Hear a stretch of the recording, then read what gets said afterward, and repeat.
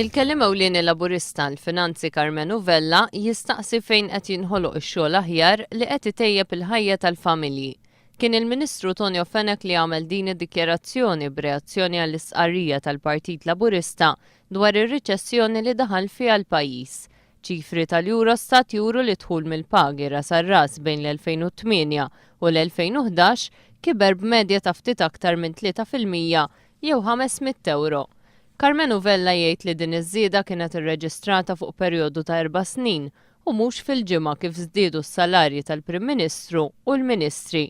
Iżda fl-istess 4 snin skont l-Uffiċċju Nazzjonali tal-Istatistika, il-prezzijiet ta' oġġetti u servizzi li jkun smaw il-Maltin u Awċin żdiedu b'6.5% li jfisser li ż-żieda fil-prezzijiet kienet aktar mid-doppju taż-żieda fid-dħul mill-paga medja.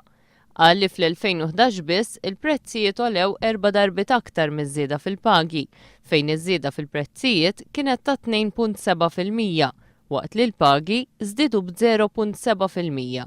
Fl-ewwel 3 xhur ta' din is-sena, id-dħul ras ar-ras mill-pagi żdied b'1.4%, iżda l-prezzijiet żdiedu b'2.1%.